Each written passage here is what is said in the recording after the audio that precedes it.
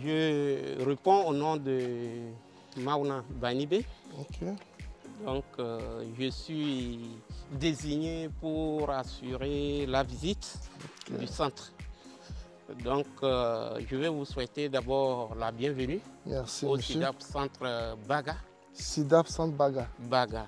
Okay. SIDAP Centre Baga, ça veut dire quoi? Centre international de développement agro-pastoral.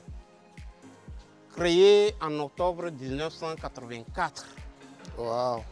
Par le couple Seda Bawina et Tieda.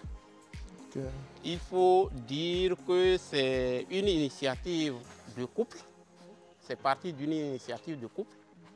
Et dans les années 1984, c'est devenu une structure.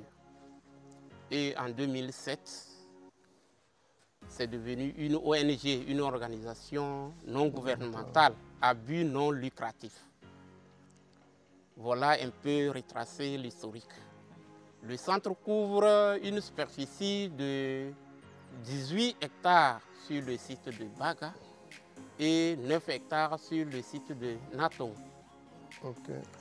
Ici, particulièrement, il faut noter 6 unités de production, parmi lesquelles il faut noter unité production et expérimentation agricole, unité production animale, unité organisation du monde rural, formation et stage, unité prestation de services, accueil et logistique, unité institut de formation agricole, d'économie familiale et d'administration, et une unité d'insertion socio-professionnelle.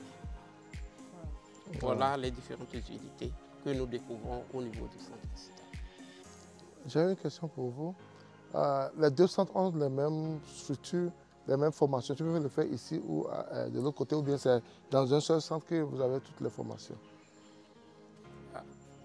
L'unité agroécologique qui est située dans le canton de Ténéga, particulièrement à Naton, village de Naton, c'est une unité, c'est une fenêtre du centre, unité agroécologique ou éco-village. Voilà. Donc c'est une fenêtre tout simplement. Voilà ce que j'allais dire par rapport à ça. Ok, merci. Voilà. Maintenant, pour revenir un peu par rapport à l'historique, il faut dire que c'était un sol fortement dégradé. Un sol où il n'y avait pas de vie. Le témoin est là quand vous regardez et vous regardez la végétation. Ce sont des espèces qui ont été plantées.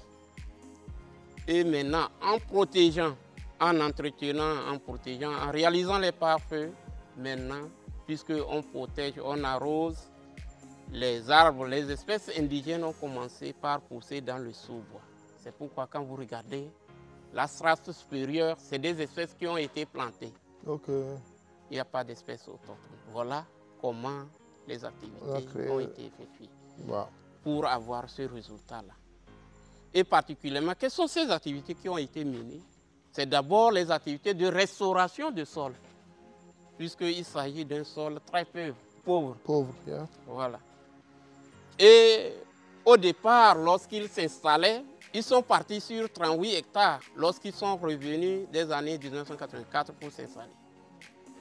De 38 hectares dans les années 1990, avec la démocratie que nous appelons vent de l'Est, les gens ont commencé par revendiquer parce qu'ils ont déjà vu les résultats sur un sol pauvre qui n'existait même pas. On a commencé par voir des résultats, des récoltes.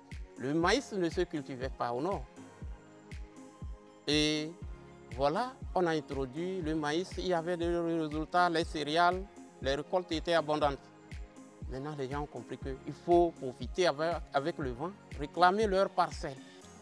Et c'est pourquoi, sur les 38, 20 ont été rétrocédés.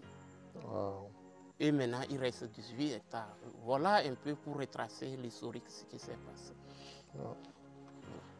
Donc, nous allons à présent passer dans les différentes unités afin que vous compreniez les choses.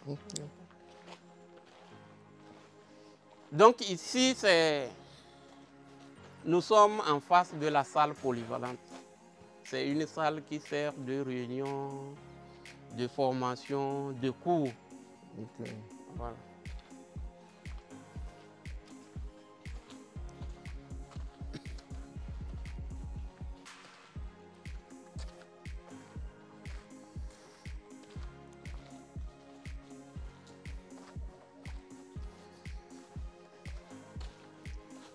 On se dirige vers l'oratoire.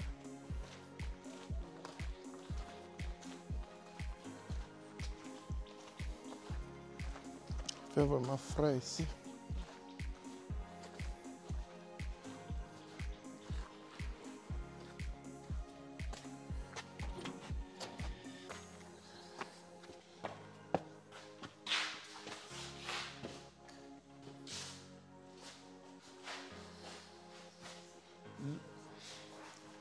Il faut dire que le centre, c'est un centre agroécologique. Dans l'oratoire, qui est un lieu de recueillement ou de prière pour tous ceux qui arrivent au niveau du centre, peuvent se retirer tant soit peu pour prier ou pour se recueillir ici. Vous allez voir que c'est conçu avec des matériaux locaux, essentiellement des matériaux locaux. Le toit en paille. De l'extérieur, vous allez voir que c'est les briques stabilisées à dominance l'argile. Et puis maintenant, le plafond, vous regardez, c'est du raffia qui a été utilisé pour faire le plafond. Voilà. Exactement. Peu importe votre religion, vous pouvez, tant soit peu que vous êtes ici, vous voulez vous retirer pour se recueillir, vous pouvez venir ici. C'est pour tous ceux qui sont dans le centre. C'est ça.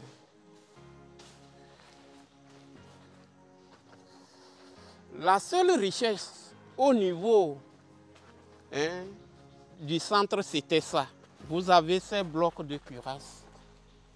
C'était la seule richesse. C'était ce qui était sur le sol. Vous allez voir ces témoins-là. Et c'est ça qui a été récupéré, valorisé en construisant ces ouvrages-là, afin de retenir le sol. Pour que le sol ne parte pas. Puisque nous sommes sur une pente. Pour l'érosion, ça permet d'arrêter l'érosion. L'érosion. Si. Non, ça, c'est pas carité. Oui, il y a du carité. Le pied est là-bas. Wow, ça a été un travail de titan. Si. Pour pouvoir faire ceci. Si. Parce que ça, c'est le témoin. Exactement. Là dont le sol était là, c'est ça qui était partout. Partout. Wow. Donc ici, nous sommes en face du bloc administratif. Donc le bloc administratif est composé de 3 compartiments. Nous avons le secrétariat à ma gauche. Au milieu, nous avons la comptabilité et la caisse. Et à l'extrême droite, nous avons la coordination.